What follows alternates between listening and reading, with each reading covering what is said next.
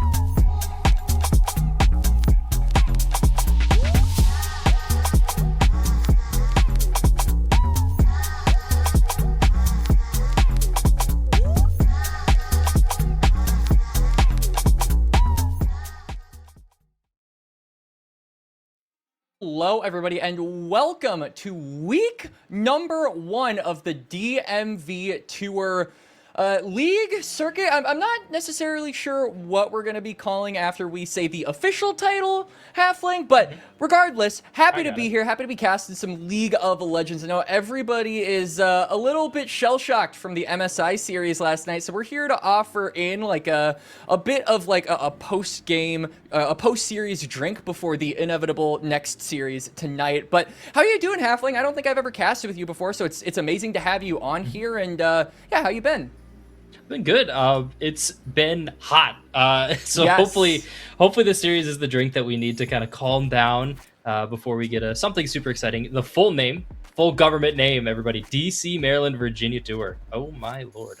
Quite a big series that we've got tonight. It's the 1 versus 3 here. The teams ended up playing a bunch of little seeding matches to figure out how they're going. That's on the standings. As you can see, F14, one team that we got tonight. Next one, GMU, George Mason University. 2 heavy hitters here up on the standings, and they're going to vie for dominance here. They are, and it's always really exciting to go into week number 1, and then you have this expectation of the team going forward. And we were told, Halfling, before we went live, that this league is mostly populated by like Diamond to Grandmaster players. So I think the structuralness of the game is something that is always fun to kind of theory craft or think about in your head before actually going into the game and seeing what these teams are capable of and what kind of the floor of this league generally looks like. Because we're not only looking at the floor for this series, but like you said, one of these teams is the first seed, so we're looking at the ceiling. We're looking at how good these teams actually can get going into the 5-week regular season. But let's get that matchup up on the screen right now. Like you said, it's the first seed versus the 3rd seed, and the first team that we have is Franklin 14, the 1st seed. It is Kuromi, City Mouse, Zero Domain, Young Jay, and White at the support role. And like we said, around Diamond to Grandmaster. Grandmaster in the top lane, Masters in the bot lane, and then that mid-jungle duo, maybe up for interpretation, Halfling. At least their solo queue, Zero Domain 966 LP, and City Mouse definitely the lower end on that, but previous Masters, so the experience is 100% present for this Franklin 14 roster, and obviously it is 6 on the game differential, as well as just a full 3-0 to get through, so they're heavy hitters, of course. And moving on to the GMU Patriots, same story, full Masters, and got some pretty fun champions to see here, especially. I know Jace has been a very popular one, not necessarily where I'm from, but hey, I'm moving into someone else's home right now, and getting to see maybe some more strong Jace play from Salty Fish possibly could be fun, but in general, these teams can be very fun to watch.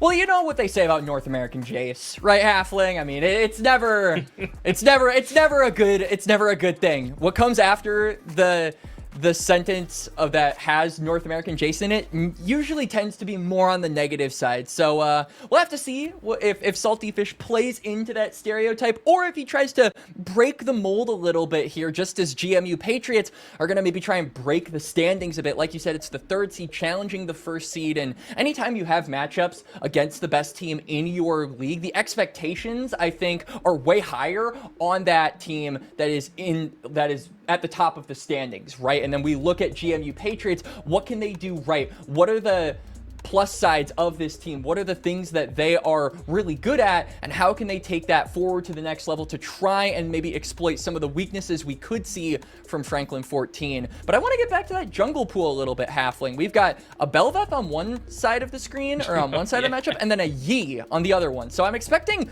a lot of carries to come out for this role, which is kind of a recurring theme. I think over the past few weeks of competition, carry junglers like Nefiri, like Kiana, who just got buffed, have been given their flowers. And so I am interested if either of these teams are going to play further into that. Yeah, and kind of speaking of carries, another role you maybe don't expect carries and support, man. We've been watching at MSI specifically, that Camille passing hands, hearing the rumors of like the Silas maybe in the scrims as well, possibly. So maybe we see these teams busted out. Personally, I've not been a big fan of the return of the Camille support. Maybe I just haven't been watching the right people playing it quite yet, and maybe you've just been watching the teams kind of messing around, feeling each other out exactly how it's going to happen. But in general, it's just kind of been a fun little meta to see, and I do like the carry junglers personally. I think they are super powerful. I see the fiddlesticks also here from Hydrashi as well, and that's a champion that is just my favorite. I love watching junglers and teams kind of play around the vision game super well, maybe drafting a little bit more priority towards the bot side. Maybe you'll see GMU kind of lock into that. Otherwise, onto the bans on screen, you can see the Jace we were talking about already gone, so unfortunately not able to see it. And by GMU Patriots as well. Salty Fish is the guy who had Jace on his profile, so they are willingly taking that away out of fear that Franklin 14 are going to snag that one up for City Mouse, who plays it in the jungle. But it looks like instead of any topside focus, instead of any junglers immediately coming through,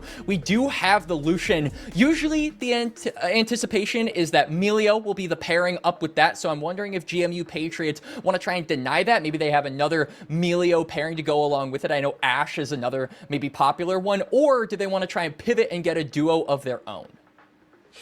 Yeah, you can always do that, but they're just looking like they're gonna lock down that Victor here, which is 100% a takeaway from Zero Domain, just far and away their most played in solo queue, and it's looked really strong. The champion just is kind of not necessarily without weakness, but is always going to be a threat that you have to worry about. Hit that 2-3 item spike, which is very common nowadays, and it's going to be a threat that you have to dive, you have to focus. And with Illusion, yeah, you're going to be able to do it, but there is an infamous play as to why maybe we want to avoid this matchup, so I'm happy to see GMU. Oh, no, don't usher in that.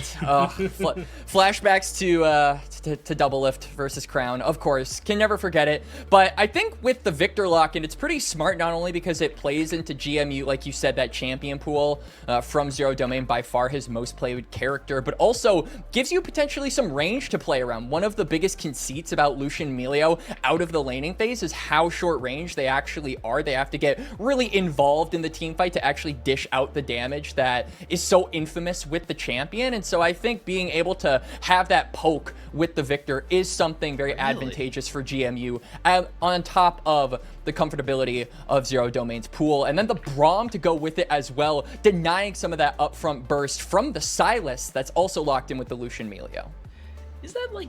Is it still a flex into the jungle? I feel like that's just gonna go mid lane. They're gonna try and get into the face of the Victor and try and just challenge you on every farm, every single angle they can. And yeah, you mentioned it's gonna be short range from the solution. The Silas definitely not going to be helping that case here for Franklin 14. But if you're able to commit fast enough with this Melio and the Silas as well, and I did mention fast stuff, that Sivir is definitely gonna put a stop to that. But if you can get on top of that Victor, you're gonna be able to do a lot of damage. But how? You're dealing with that Sivir, you're dealing with that Braum. That's just going to be so good at keeping that distance, keeping you at arm's length. As long as GMU can arrive at any objective first, they've got a really solid core just to control space. They do, and it's also good because they've got insane wave clear. Once Victor gets that upgraded laser and that 2 to 3 item mark that you were talking about, Halfling, you're going to be having so much side wave pressure as this composition. It's going to be really easy for you to control some of those dragons. And like you said, it's going to be very difficult for Franklin 14 to actually get that snap engage, which is why I'm in favor of things like the Ambessa ban. I wouldn't be surprised as well if we maybe see something like a Scion ban to go with it too. I feel GMU Patriots are saying they've got short range, they don't really have any go buttons, and really are lacking that access into the team fight. So I am in favor of them just taking away a lot of these beefy top laners who can give entry to the Lucian and Silas to some of those more contested spaces. Yeah, and you often, if you're going to be banning away the Scion now, looks like they're going to get rid of that Camille. Kind of same idea though, still that hard Right. engage that Franklin 14 need. You do have that beefy Scion to try and take space, but it's still kind of putting a lot of engage pressure on a jungler right now. You are kind of having to look not necessarily into the second tier stuff, but you're still talking about like your Nocturnes, your Zins, your Wukongs that are still up and available right now, but they have counters. We've had these champions in the meta for so long that players have gotten very comfortable dealing with them. We have these counter matchups, and so last up with the Vayne banner, That signals a Silas being possible. Yeah. If GMU Patriots want to, I think they can absolutely slam a Scion angle here. Vayne is one of the harder matchups for the champion, one of the more infamous ones, and so it would be as much a commodity as it would be a denial. But what we talked about with the Franklin 14 engage, we can kind of extend to GMU. They're good at being able to receive the Franklin 14 team comp, but they themselves don't have a lot of hard engage on their own comp. So I think locking in this Wukong kind of is a two-pronged spear, because while it also gives you the ability to start fights, that Cyclone and that knockup can give you the distance for the Sivir and the Victor to just keep on poking. So I actually am very in favor of this. And again, it is a Hydroshi special on top of that. Yeah, that kind of looks, you're going to be running your Wukong counters right now, which, yeah, Zehen definitely like a possibility there. They are going to end up blocking that through. The Wukong kind of dissuading your Nocturnes and your Xin Zhaos a little bit, but now, yeah, there is not really a lot of engage at all, and the range is so short. Franklin 14 are really relying on probably just hands checking their way through this game, getting that lead in lane at this point, and just being able to control space. Skarner definitely a band-aid to their engage issue. It's still short range, but it's obvious, it's strong, and you're going to be able to kind of face check your way through space, and that pushes your Zehen top most likely. So I'd much prefer that in terms of like a blind option. You could even flex your Silas if you want to, but even then, you're still kind of looking at this short, very obvious engage that just requires you to already be ahead. Right. And I think one option, because Skarner has to most of the time go through terrain, I'm actually in favor of the Gnar, because the moment the Skarner shows his face, comes through a wall, you can just shove him in and give more disengage to your back line. Just something that can, again, create that space for the back line of GMU Patriots. And they're going to instead decide to go for the Renekton. So it feels like more of a lane counter to the Zehen. Once you get that dominance, you're really burst heavy, and it's very difficult for Zehen to get that revive activated on his passive into you. But I do think in terms of the team fight, this is GMU saying, okay, we've got enough disengage. We're going to play a little bit more for this Renekton and his lane matchup. You've got so much safety on the bot side as well. So I'm really going to be paying attention to how this Renekton does in lane, because I do think he isn't the best option they could have gone for in terms of the team fighting. Yeah, it's very much going to be around their skirmishing in the early game here for GMU. They're going to be wanting to set up pretty obvious plays, maybe not like full-on dives, because diving as Zen can always be a little dicey, but grabbing that pressure that Renekton's going to be able to offer and trying to invade the Skarner, because the Skarner's going to generally be a little slower than the Wukong, and you're going to be able to maybe turn that into a mid play, maybe rotate your Renekton down based on that priority. They have a lot of options with this, but both teams generally a little shorter on the range. Creativity is going to kind of reign supreme this game from the junglers. You're going to be watching these junglers really try to duke it out in terms of who's going to have the better angle into the fight, who's going to have the better kind of playing out, and which team's going to be faster on that snap engage when it comes. Are you going to be able to follow up as fast as possible on that Wukong? And I'm typically going to favor the team with that Renekton, with that Braum, to be able to follow up quicker. Personally, just because it's so much more obvious. It's so much longer on those CC durations. And really, when I look at what F14 is running, their best CC is kind of just death. It really does feel like it's a Skarner or bust game. If Skarner can't get onto the map early and influence particularly the bot side, I think it's going to be very difficult for Franklin 14 to transition some of the early game power of the picks like the Sylas and the Lucian into the mid and the late game, where I would favor GMU's comp significantly. When you've got things like Victor and Sivir, it's pretty darn hard to outscale those. And then we talk about the disengage with the Cyclone and the disengage / burst negation of the Braum. There are a lot of different tools that I think Franklin 14 are going to have to go over. So that kind of harkens back to the creativity that you talked about for these guys, having to look for those creative angles on the Skarner, having to look for those disruptions, maybe with the Zehen ultimate to break GMU's kind of confluence as a unit.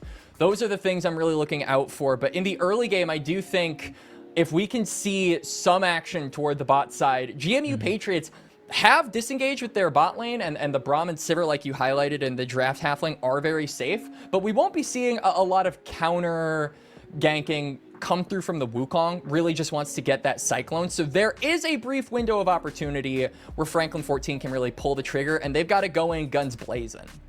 Yeah, they're going in guns blazing with this Lucian Milio. It is a very solid count. Yeah, literally. Not necessarily counter, but it's a great counter plan into the Braum. As long as they're able to keep the pressure high and really, it sounds very weird, but you have to be very, very greedy with your flash this game as the Lucian. And I do think, maybe you can correct me if I'm wrong, but I feel like this is going to be a cleanse game from the Lucian. You can be greedy and run the barrier and try and just extract as much combat power as possible from lane, but if you don't have that cleanse at all and you're relying on your Milio either to run the Mikhails or just press ultimate, then the Renekton, the Wukong, the Vic, like everyone from the side of GMU just have this clear path to victory. If we kill this Lucian, the damage is just going to fall off a cliff in terms of that initial burst into a fight. So really going to be watching this early game lane at the bot side, see how these supports kind of play in that ebb and flow in the bushes in that range versus melee matchup, and generally just watching GMU to try and keep their HP high for when that gank comes. It's not a matter of if, it is when, and you kind of called it perfectly with that Skarner of the not only the creativity, but they are just going to be looking very heavily towards this bot side to try and stack a wave, get that dive, and just try and get one in that flash. They need to. And the mid lane as well with the Victor. If you can burn flash off of Victor, notoriously at this level halfling, a Victor without a flash is kind of just a bucket of bolts. I feel like I've seen it so many times around this level where Victors will disrespect push up the wave because they've got insane wave clear and will die for free. So I think that the courtesy or the win condition you're extending to the bot lane of, hey, let's burn the Sivir and the Braum flash to try and make those ganks a little bit more effective in the long run toward that mid game. I think you can also say that for the Victor. So again, it's really going to come down to City Mouse. And I think for City Mouse, this is a bit of an interesting game. You look at a lot of this guy's profile and you look at a lot of the champions that he plays, Rengar, Jace, Graves, Yi, all extremely high economy champions. So seeing him in week number 1, our first look at this team on the broadcast with a Skarner game, gonna be a very interesting test for him. And for Franklin 14, I think we've kind of highlighted at Halfling, we don't favor their comp over GMU's at the moment, so it puts the number 1 team out of favor for us. They are going to have to be the ones proving to us why they are the 3-0 team and why they are the first seed. Now, crafting kind of a picture for their victory, it is going to be, like we've kind of harped on it a lot, but it is just going to be on finding that lead in the lane just individually through mechanics, just being able to challenge a little bit better. I do kind of look at mid lane as well as another part you mentioned, like, yeah, below the Victor flash is going to be dead. That's a lot of pressure on this mid laner from the side of F14 to really just pressure as hard as possible, burn as much as they can, use that HP bar as effectively as possible. Every little bit is going to count, so that way you can set up that gank from Skarner, because it's pretty slow coming from mid lane. You're coming into a pretty obvious lane. Victor is going to, I mean, I imagine at this level, Victor's going to be able to find a ward at some point to be able to try and play a little bit of a safer side. So then your Skarner coming towards the jungler through the entire lane, and you're going to be max Scorpion walking at them. Yeah, you know, yeah, like that. Like it goes so for scary. the game. It goes for real life. Like no matter where you are, a Scorpion like trundling toward you is a horrifying thought. Is how about a Scorpion with some metal on it, halfling? That's even worse. It's going to be very, very scary to deal with, I guess. In the early game, though, just that clear speed, seeing exactly how Hydra she can push this advantage and be able to really kind of make the difference in that clear speed is always kind of, it's a harp on that I always like to talk about. And already getting that early vision here for the side of GMU is just going to be a big advantage.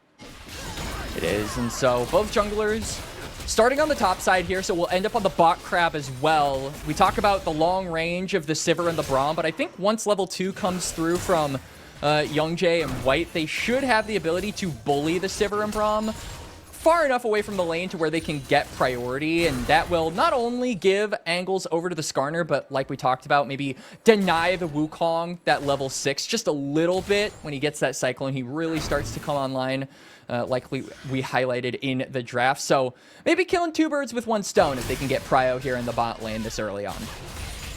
And so far the pressure, or priority at least, favoring the Braum and the Sivir. Good kind of heads up to be able to get in their faces early, get that level 2, and yeah, spend a little bit of the Braum HP, but you got the pots, you got a little bit of that extra regen that the champion naturally has, so hopefully they can kind of keep this sustained presence, because Youngjae and White really going to be feeling that, and that was very good trade there from Karome.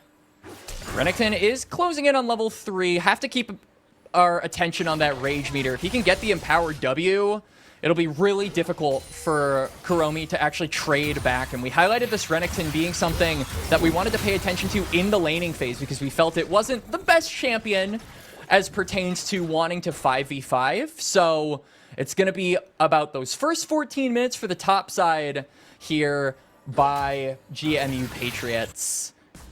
And so far, it looks like it's going pretty well for them. They're looking pretty solid, grabbing just kind of little itty bits of lead. You can see that mostly on Youngjae and Karome finding some good kind of procs with that Darkening Blade to really just push. Oh, good pull in the tower. That's gonna be a tower shot, but so far. Wait, the flash for flash trade here. The Renekton just barely able to get away. You've got the TP, but the wave's so far away, it's gonna stack against you. You don't have the priority to really look topside.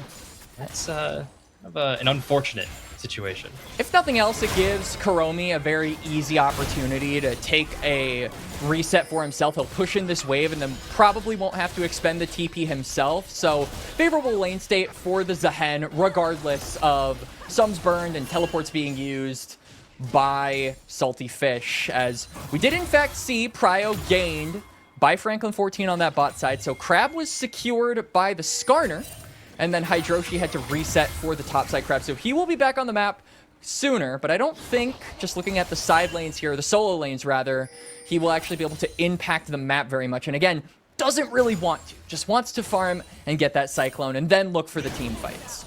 Honestly, both junglers kind of just trying to get as much farm as possible in a shorter time, but there's going to be a little bit of a gank here topside as they found the stun there onto Karome, but I mean, they're already on the right side of the map. They kind of already read the Wukong there. City Mouse is going to be on a ward here, so a little bit of extra information, but both junglers on this free borrowed time, waiting for the camps to respawn. I do like Youngjae and White applying this pressure on the Braum. You can see Sivir's already spent all her mana to really keep the wave as pushed as possible, and that's just the disadvantage that you see in this lane as the Lucian gets those abilities, as the Cozy Campfire gets up from the Millia. You're just able to get so much extra damage for free from this Lucian. It kind of puts it kind of reminds me of like the initial Lucian Nami, where it was just a broken amount of damage, and we're just back. Time's a circle, man.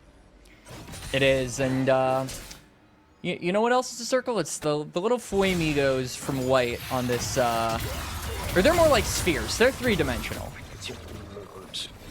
Sightless Burst is just insane from Zero Domain, but not enough to kill yet, but enough to definitely maybe put some hair onto ZZ's chest and kind of remind him, hey, I really do need to dodge these hooks, or these chains, and I really do just need to play the max range with that Hextech Ray. Is a little bit of a stun, slice and dice out onto Karome's some extra damage, and exact picturesque gank from City Mouse is about what I expect from my Skarners. Honestly, doesn't need to impact the map too much. I mean, look at how much attention Hydroshi has to pay toward mid lane to make sure that Zezek can have a favorable wave state. He just got back to lane, and he's already at about half HP, so he needs to make sure he can get safety to push in that wave against the Silas, and so that means Hydroshi is going to be slightly delayed on taking his camps. It's going to mean more time spent to him actually getting and returning some of those levels, or having that up tempo as the Wukong, and because of that, Dragon is going to go over to Franklin14, so good use of the punish by the overstay with the Wukong does net them the first neutral of the game. Now, kind of caveat though, the Renekton was able to force a really unfortunate back from Karome, like a wave and a half lost. and Renekton was able to pick up the entirety of that XP, got a plate as well. So on a great back, yeah, it's about even just because it's a Phage plus Boots buy, but it's just kind of the way top lane works, and you can see that the trade's really starting to favor this Renekton more and more as we get closer to like the level 9 for that Call to Meek. Just insane amount of damage that this ability has. Dominus is always an ever-present threat for Karome. They're trying to keep that passive stacked as best as possible in the Zehen, but that's a mana cost. That's exactly why they already lost earlier on in this trade, and Hydroshi in the top side able to burn that Grim Deliverance to get out. And now you're lacking that ability, the Wukong's top side. They do see it though, so it's just going to ping it out, force this reset from Hydroshi, but Karome now just permanently, I guess, zoned from this wave.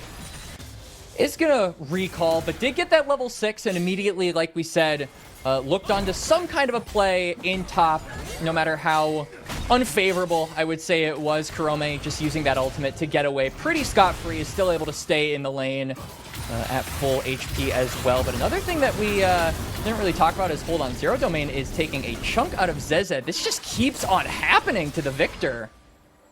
Oh, it's getting worse and worse too. It's just slowly getting more and more less abilities are landing from Zero Domain, and more damage is coming out from the Sus. Once everything locks up, Zeze is gonna kind of run out of mistakes. So need to see them once again. Need to see them kind of play that distance. Understand it is not your job to push this lead. That onus is entirely on Franklin 14 here in Zero Domain.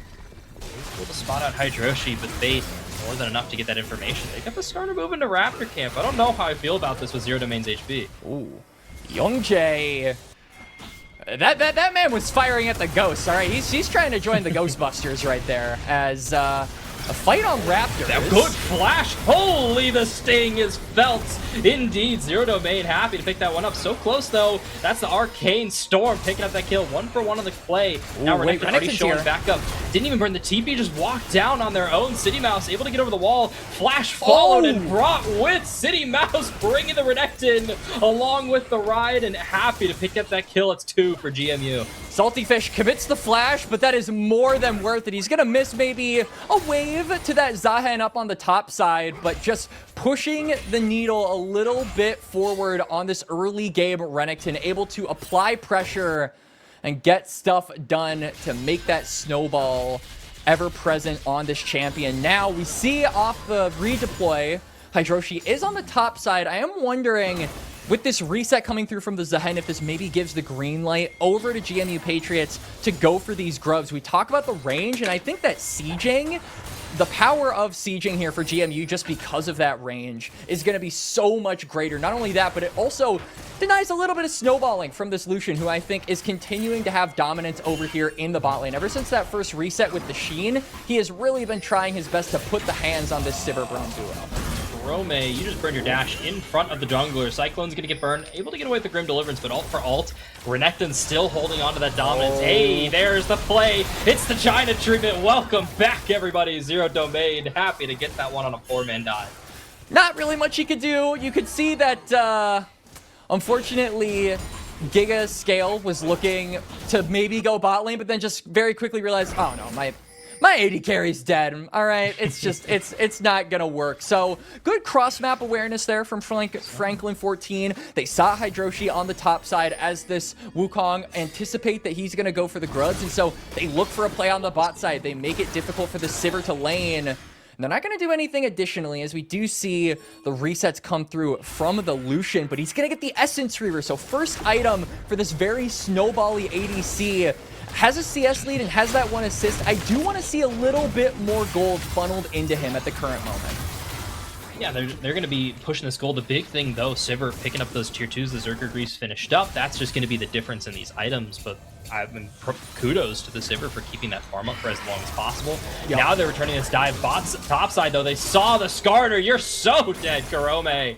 They're going to fall. Grim Deliverance on cooldown. Very good tracking. Have the grubs as well, so more gold being funneled into the Renekton on top of the CS that Karome is going to be losing on top of his life. And just because now City Mouse redeployed, he's not able to actually look for a cross map this time. It's going to be more difficult now that the Braum is back in the lane as well. So good overall play there from the GMU Patriots. Dragon has spawned, and they do have Prio in the bot lane. They also have items on both Sylas and Lucian, so I feel like their dueling power is significantly above that of GMU Patriots.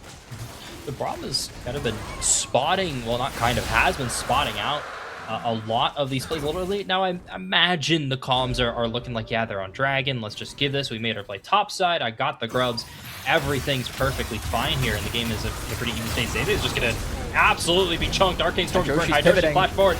Have found that Cyclone as well. Zero Domain's going to fall to Hydroshi. Right place, right time.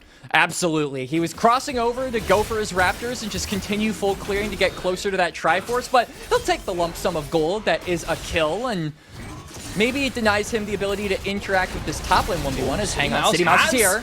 Oh, it's such a good flash from Zayze. Barely able to make it out. City Mouse wants that one to land. Isn't able to find the kill there, but does at the very least stop the sieging too much from Zeze and Hydroshi, as I imagine after they get this wave in, it's just going to be a reset from the victor. Not to mention now the Skarner is on the top side, so it's going to be a lot more difficult without that Cyclone for Hydroshi to actually impact the map until that is back up. So we'll limit what he can do for now, but I think just getting that mid lane kill and giving more breathing room over to Zeze is good enough for the time being, Halfling. We're seeing this dive or kind of burst coming out from the dives from GMU. Is the Protoplasm going to be enough? Because junglers are typically these champions that end up getting stuck on like that 2.5, 3 item spot, and you're seeing a lot of the tank junglers. Don't I know it? Yeah, going Protoplasm, and then usually into like Knight's Vow or Zeke's if they're wanting to be as gold efficient as possible. But then again, those are the support items. They aren't as tanky. You're usually playing champions that have your own chonk to kind of provide in those situations. And so I am kind of worried. I'm seeing already so much burst armor shred coming up from Hydroshi, as well as the Renekton with the slice and dice. Is that going to end up being in a burst, or am I just going to kind of watch a Skarner get deleted after all? I feel like it, again, really depends on the Lucian and the Silas's ability to remain relevant going into the mid to late game once the GMU Patriots comp scales on up. And I think for the Sylas, you can definitely make a case that he will be able to transition his gold lead that he has been given to something relevant in the mid to late game. But I do really worry for this Lucian. Still has a lot of high bursts, but again, with the Braum being present in the lane, he is negating so much of that damage and making it so difficult to actually chunk out Sivir in the lane. We can see Hydroshi waiting on a ward, actually, so Franklin 14 are sending more than 2 members to try and counter this play. City Mouse is going in, does have ultimate.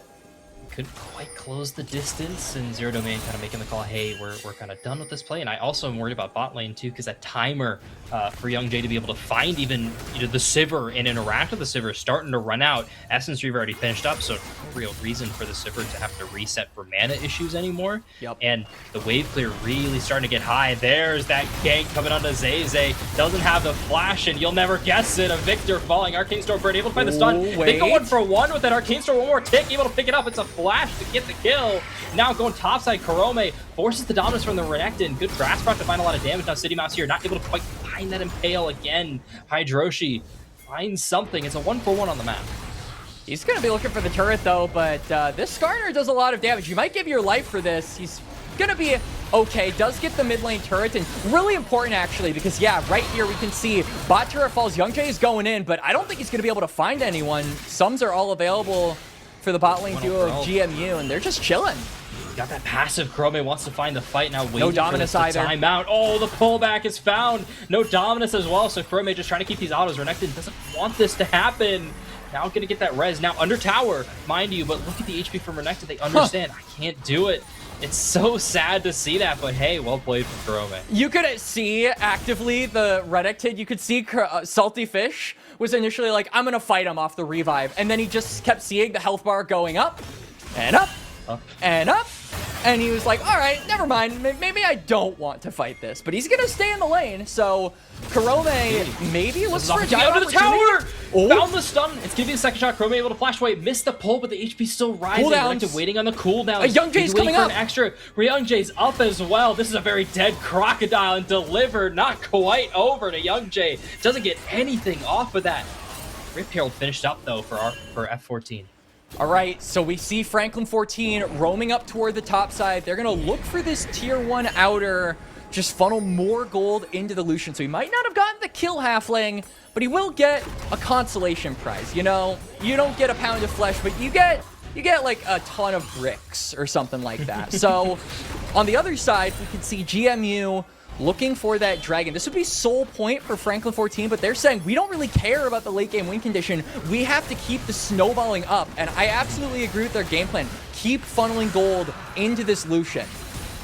And they're not on the right side of the map there. GMU is not on the right side of the map to kind of punish. You can see on that gold graph, 1,500 to 1,600 on the Skarner and Lucian respectively. This is kind of your peak time where you want to try and abuse this, and they're just not on the right side. They were maybe looking to dive Karome, but Grim Deliverance is up. Yeah, no flash, but always scared to dive as a hen. They're going to end up calling it off. They see Zero Domain on the map as well, and they don't want their Sivir to die for free. Now finally going to start pulling that TP burned. So they got something out of it, I guess. It's another brick onto the pile, though.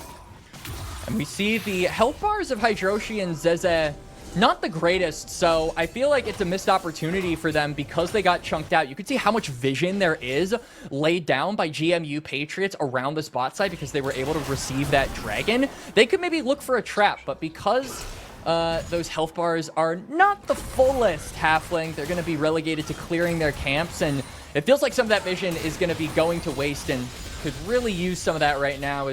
Now I feel because of both those turrets going into the pocket of Youngjae, this Lucian is able to play with a lot more confidence now that he's got 2 items and is very strong on the map currently.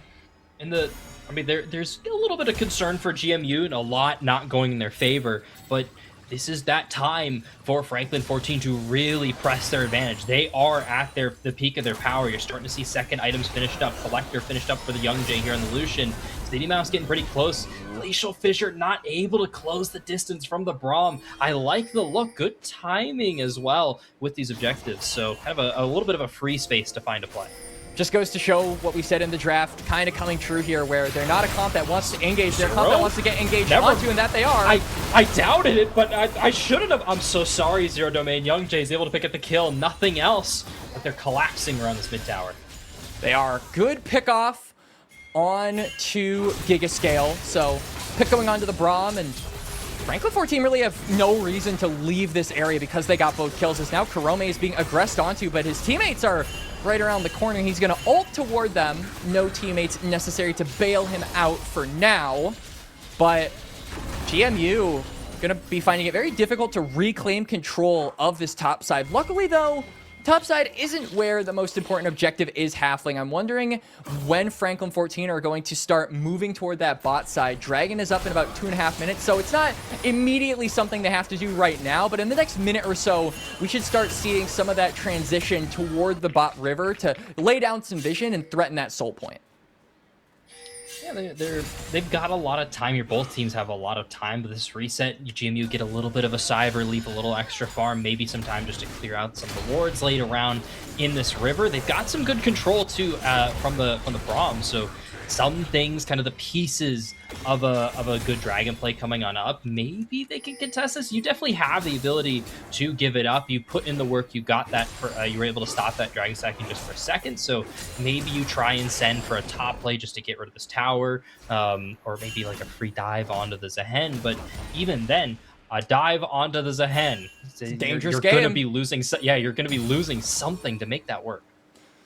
Taking time bomb. If he's able to get that passive, that dive is going to go very awry. You're probably not going to be able to kill him. So it's a risky gamble if GMU want to go for that. I think they can't really go for this dragon either. We see that second item just got complete for Osu on the Sivir as well. So we are starting to hit those item breakpoints for them as well. But I just feel like, look at this damage coming out from Youngjae. That was just a couple of autos from the Lucian. He's so strong right now, and he's got the peel of the Skarner, the peel of the Zahen. It's so difficult to get an angle on him, but they're going to flash burn. They're going to find the angle onto White here. TP coming on through. City Mouse trying to do as best they can to play bounce. They're able to pick up one with the Impale. A lot of damage going to the Renekton down the top. Just immediately gone. Grim Deliverance into the backline. Hydroshi already gone. Cyclone was already burned. There's no re-engage. It's double kill for Youngjae as Karome finally able to pop that passive. Here's Zero Domain. That's a lot of burst onto the Braum. Next one in the fall. A rocket in the face for City Mouse to pick up the kill. Some of the wall for Zeze has to flash on out with the pull back. You're not able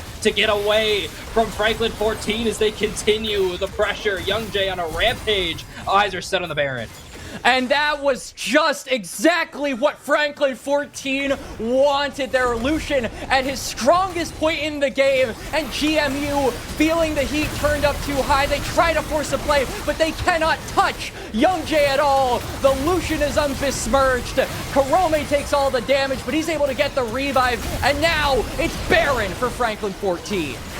To be Baron, and you kind of look across this map, yeah, they might lose this dragon with the Sivir soloing it, but look how healthy it is. 7k. They're after it. Yeah, they're going to be after it. They're going to be burning this TP as well. Maybe Ultimate's not in the best case. Impale really that closest thing calling as well. They're trying to burst this. Desperation setting in here for GMU as the hijack onto the Glacial Fissure. Maybe exit frags possible. Zero Domain's going to slow chase. Finds that Glacial Fissure is going to be picked up onto the Braum. You're able to just jump away. City Mouse does not want this to end at all. Impale also here going to find one there. Braum first to fall here just a couple seconds as now Renekton has to slice and dice their way out of there. One lost the dragon, but a kill and some change is pretty good.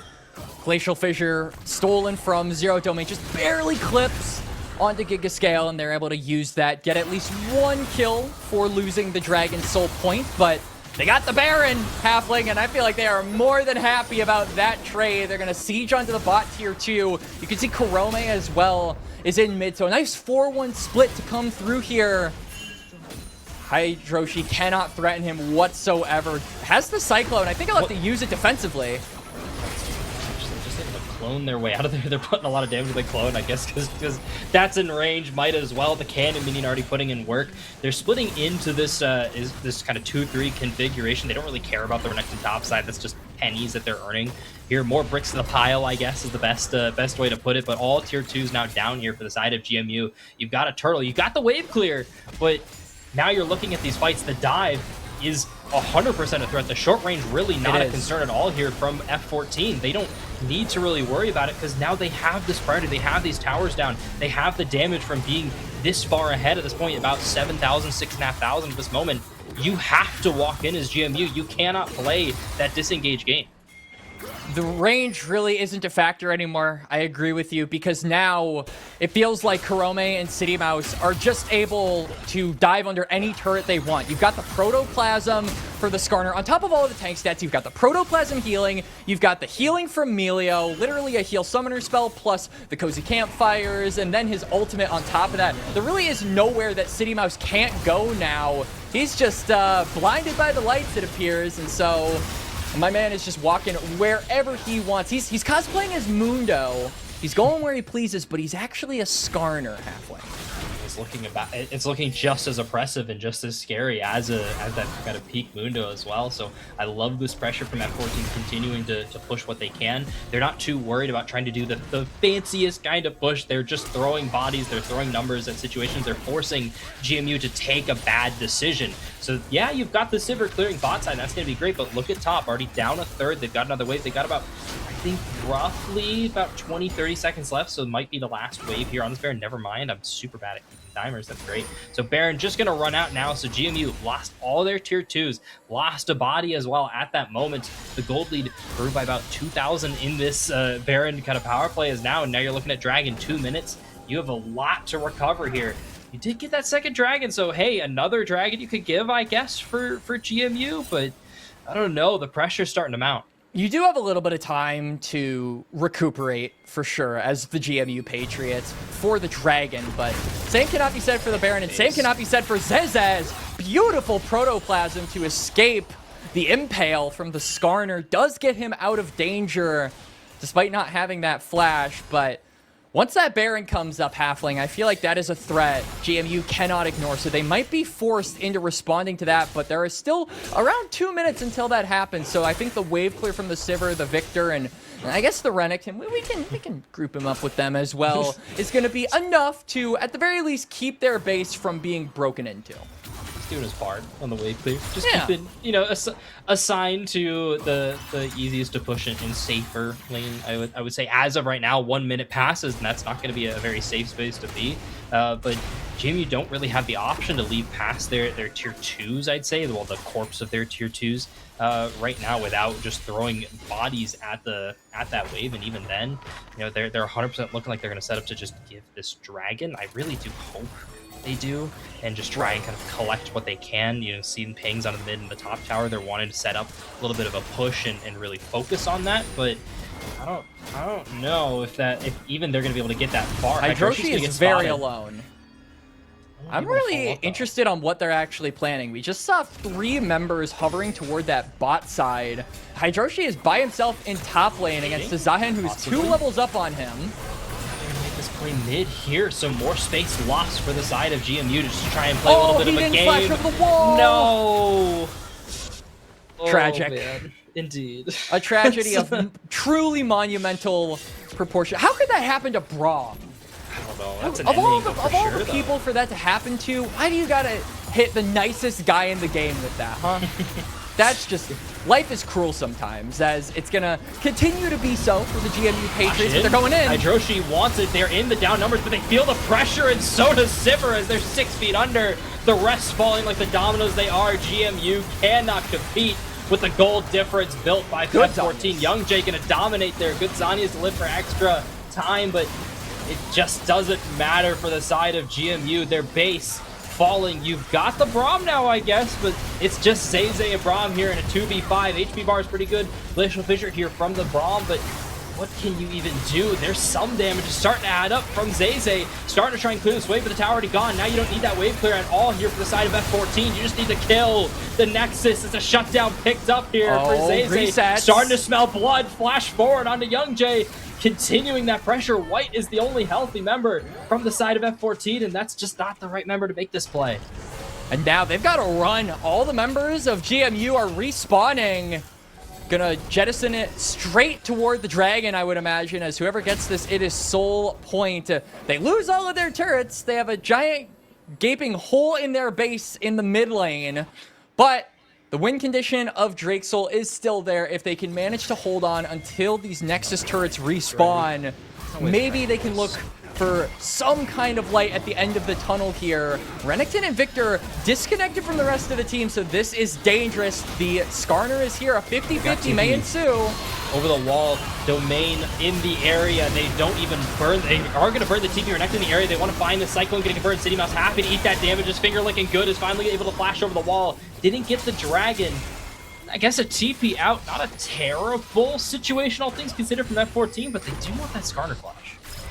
They do, and you can see Zero Domain fishing to cancel some of these backs. Baron is back up, and we talk about the dragon being the thing they will not contest. The Baron, and they did contest the dragon, and the Baron was something they would have to contest. So it feels like maybe we got it all wrong halfway. We were completely reversed. They're not going to contest the Baron.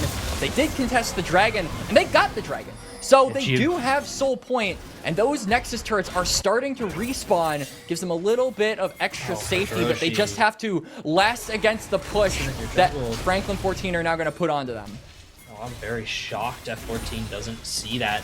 Wukong just farming their camps and immediately turn tail, but you've got the Baron, you've got the stats to here to end the game. GMU, you have to make the last stand, you have to make the play. They're going to get that Cyclone up in a while.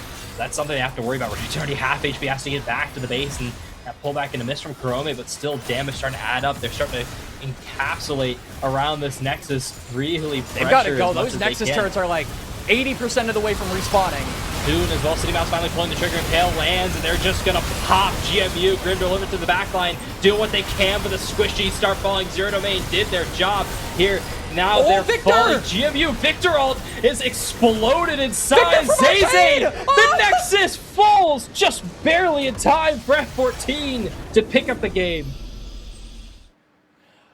Well, it was a battle of the Fortiche animated characters. Victor versus Zahen. And Zahen came out more recently, so he gets to be the winner there. Does finish off the Nexus, and 1-0 up for Franklin 14 Halfling being able to prove that comp doesn't matter. It's all about the execution. We had doubts about the Lucian, we had doubts about the Sylas, and then being able to maintain relevancy past the early to mid stages, they absolutely shut us up. They were the prime carries of this game, so a lot of credit has to be given over to Zero Domain and Young Jay for being able to have these snowball characters and deliver on the performances the moment they hit the ground.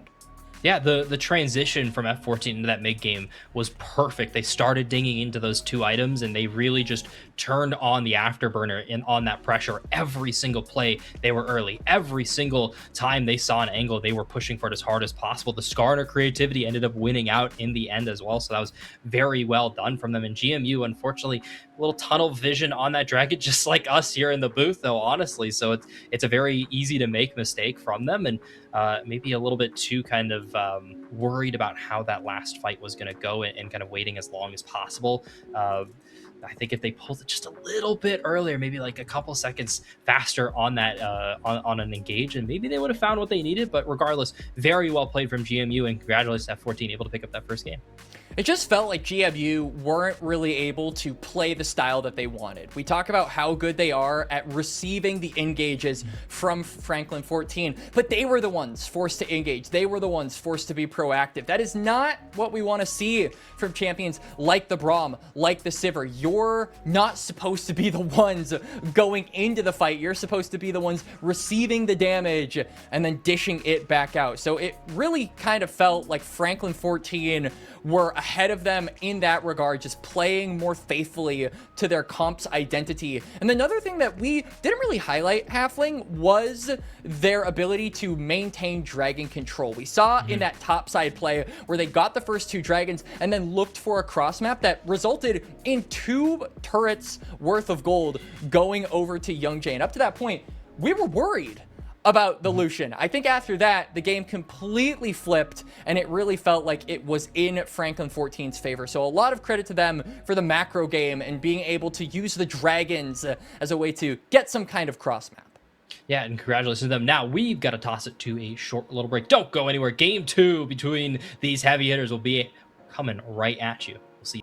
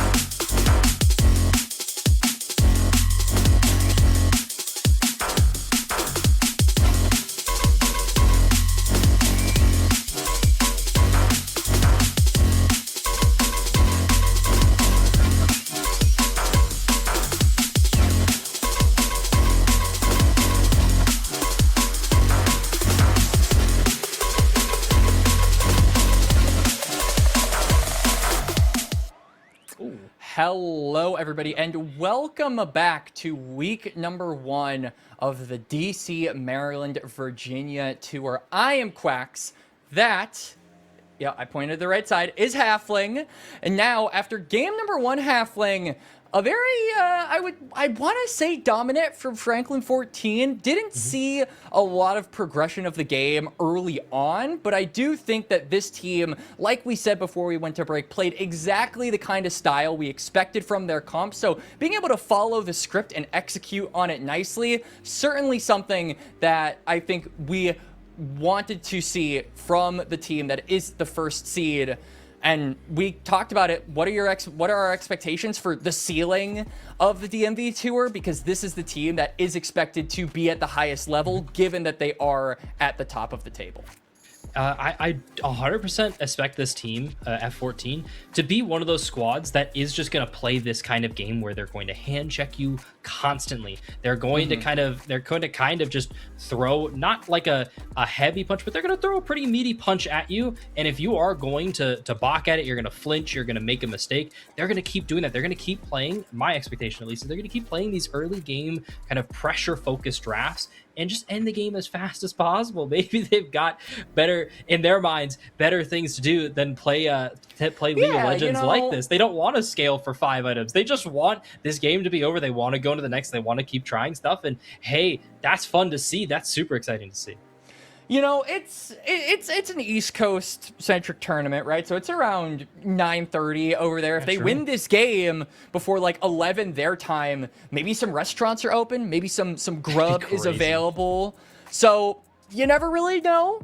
That could be a factor into it. I always feel like I play better when I'm hungry, personally. But anyway, talking forward about game number 2, Halfling, one thing I think that you illustrated that I absolutely agree with is the hands checking coming through from Franklin 14, and no one exemplified that better than Zero Domain and Young Jay. So going into game number 2, do we expect them to go for that style again, or are we going to maybe see a pivot? Because we did see City Mouse go for a tank when traditionally this guy likes to go for the carries.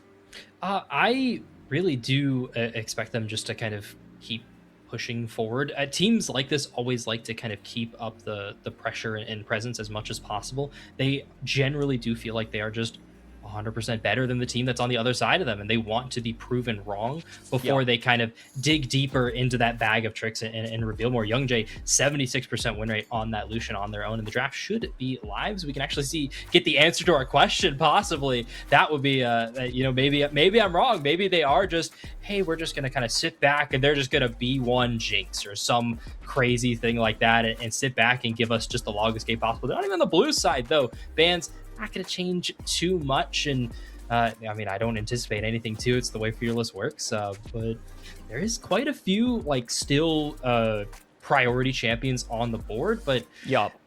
I do just kind of prefer the red side in these game twos. When you're a team like Franklin 14, you are going to get counterpicked to whoever wants it.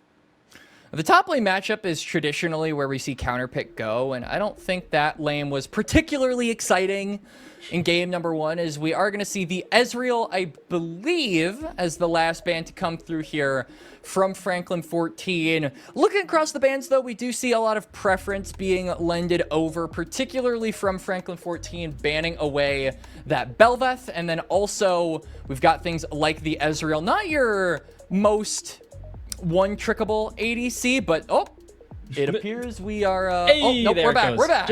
All right. Just need to really nothing to see here. Missed out a little bit on what we got. So we have Yone here for GMU Patriots, and then the Nautilus Orianna open for Franklin 14.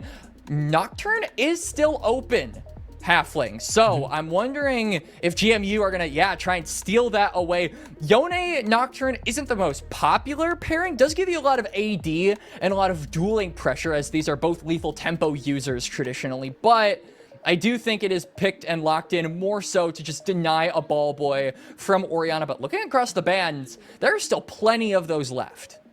Yeah, there's still quite a bit on the table, and I do like that Seraphine. First off, that's going to force Franklin 14 to either ban or make a plan for the Ashe Seraphine bot lane, and you typically are going to see a ban in second round when you're holding on to 80 carry.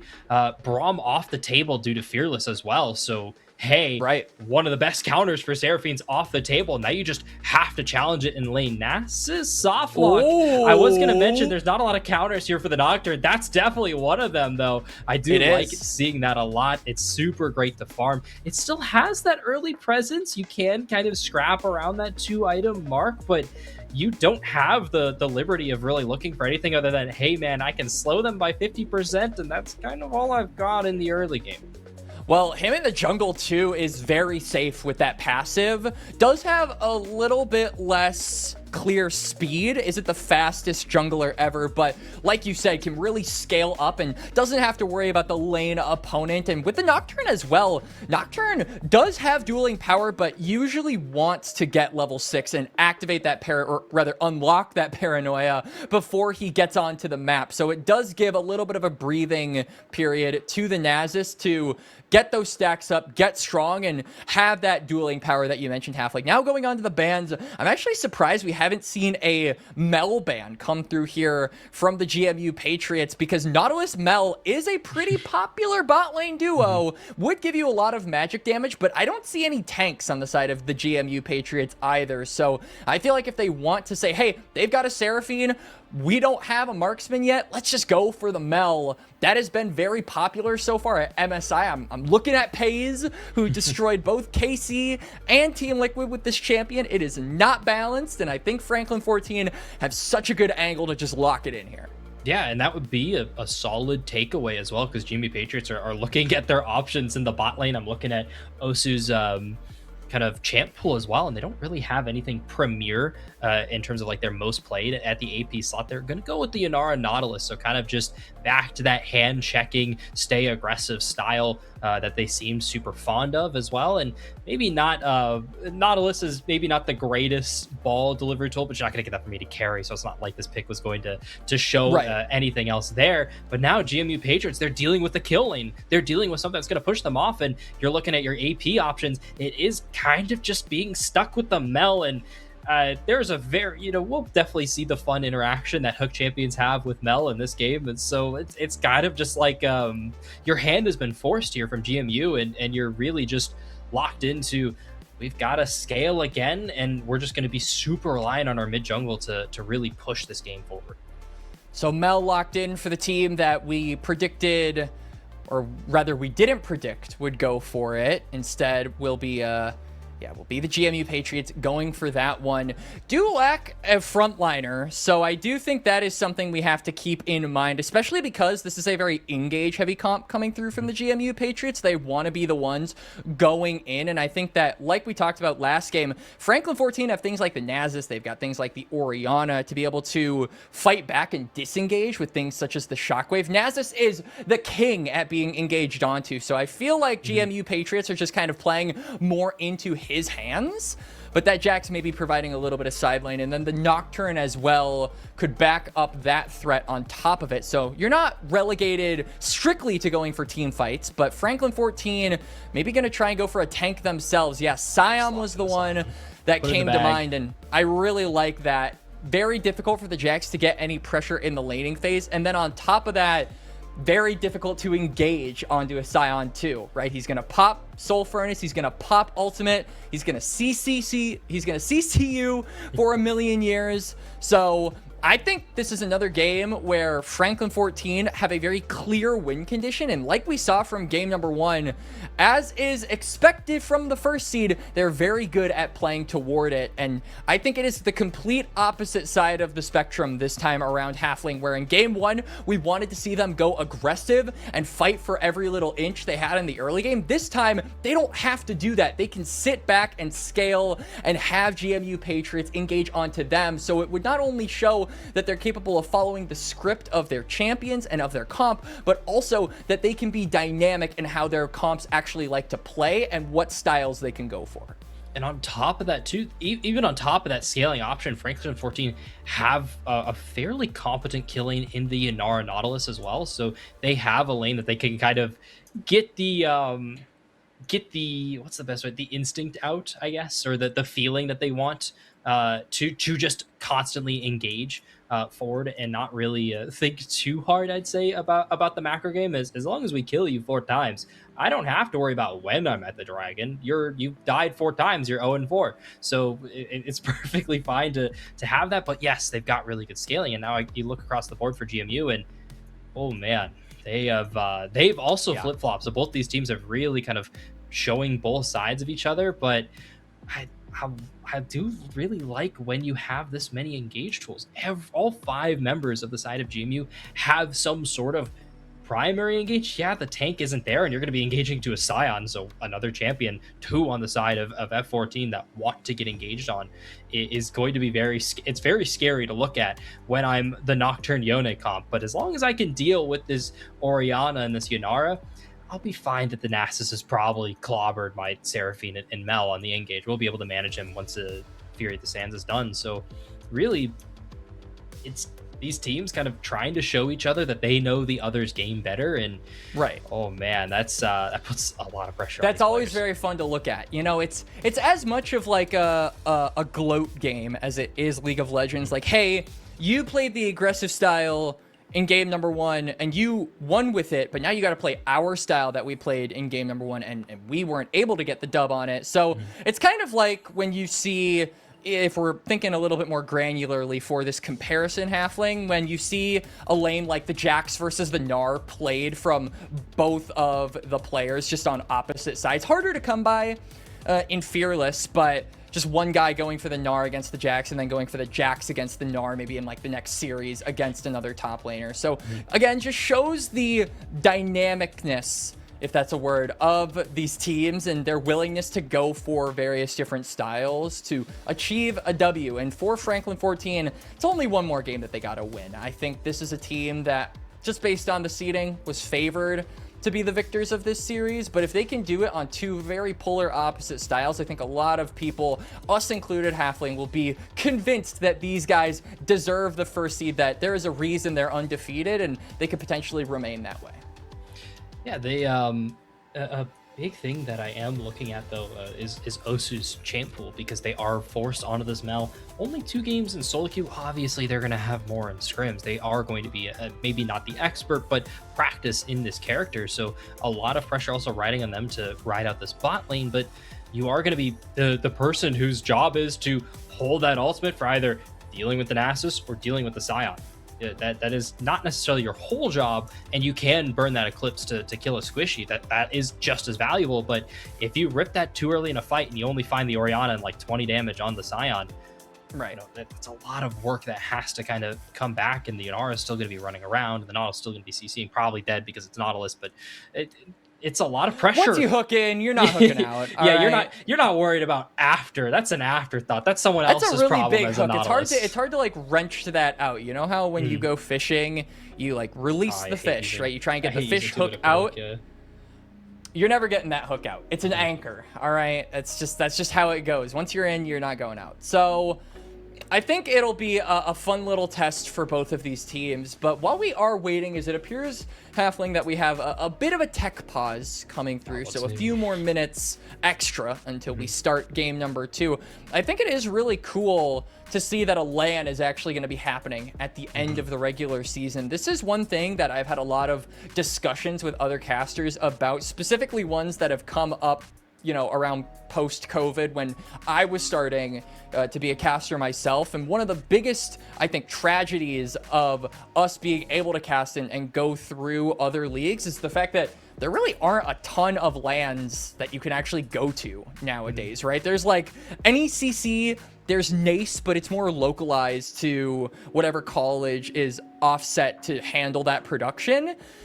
Besides that, and all of the obviously tier 1 events, there hasn't been a lot of in-person stuff. So I think it's really cool that we see a new league come through and say, hey, we're going to do a LAN and we're going to have a great time. That is always something that I think will catch broadcast eyes. And we'll always give them something to look forward to. So gets me very excited, gets me very invested in these teams and what they'll be capable of long-term, no matter where they've come from. Franklin 14, not a ton of background for me on these guys, but GMU Patriots, they're a local collegiate team in Virginia. So being able to invest in those stories and then see it pay off in a actual event in person is something I think is really rewarding and just adds an extra layer of anticipation for a lot of the people involved. And on top of that too, top 4 auto qualify to that lane. Right. So very big with I think an 18 league, correct? I think 99% are the 18 league. With 18 the graphics there, yeah. 18 league. You know, half the league just auto qualifies. There's LCQ, so a lot of teams going to be at this LAN, a lot of pressure, and there is nothing like playing in a LAN environment. I've had a lot of friends kind of play in just like intramural LANs on my college campus, and they'll describe it as it's entirely different. They've played in games where there's been, you know, hundreds of viewers on the Twitch streams, and the 30 of us just upstairs on top of them watching on a 3-minute delay is just that much more pressure. So teams having to prove both their strength online and in the LAN environment is going to be very great, and it's going to be very true to see who is the best, who is able to step up. So very excited to kind of watch them progress through that as well.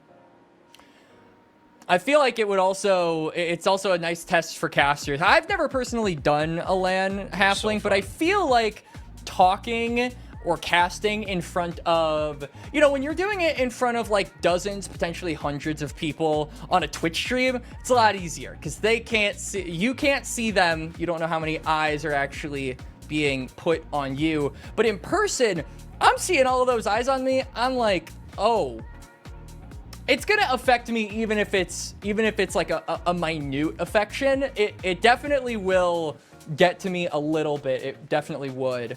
So will be really cool for whoever is brought on for broadcast on that front as well.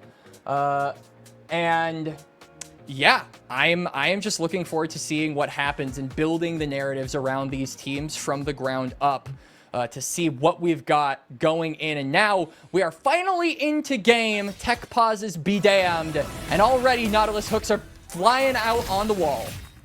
Yeah, you just got to establish dominance in those bushes as fast as possible. Both wings of the map getting that done. And it's the expected winners of this. It's that range for the mages, able to just rotate their spells for free on the right targets. It's Jax. So nothing kind of going out of the ordinary. And once again, we talked about like eyes on that mid lane. It's that Victor and that Silas.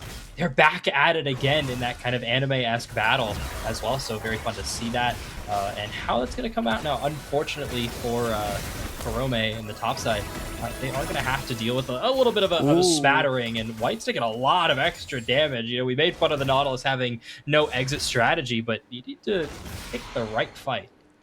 It's no laughing matter at this point, as now Karome has to be careful as well. A lot of blinking health bars on the side lanes and flash from Karome.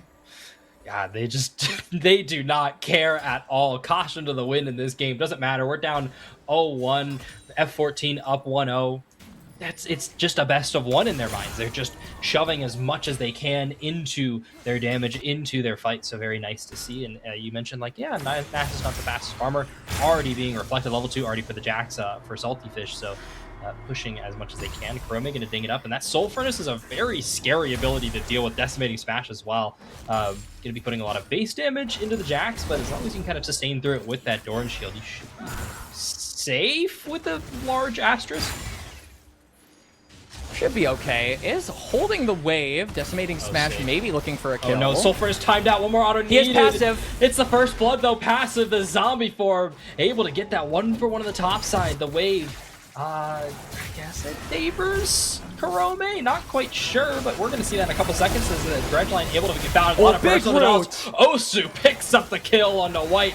Hydroshi gets away with that. Now though, getting funneled into this Tri-Brush. Zero Domain going to pick up Hydroshi, looking for more. Osu going to fall next. It's double kill as Zero Domain happy to get that one and not able. Oh, Giga Scale's on the wrong side. And Giga Scale on the wrong side has to burn that flash already, and they're just back to it in the top lane. The action doesn't stop. Salty Fish has to be careful though. Karome has a pretty stacked wave. There are a lot of casters there, so have to be careful about looking for extended trades on this Jax, but kind of going back to that bot lane play, the big winner being Zero Domain on this Orianna. We talked about him in game number 1 with a much more aggressive pick in the Sylas, but this time around, the Shockwave's going to be dealing massive amounts of damage with no true frontliner given over to GMU. And while we're saying this, just continued scrapping from the top side leaves me very cautious about going on a tangent about our current win conditions, Halfling, because at any moment it feels like these guys are going to pull the trigger.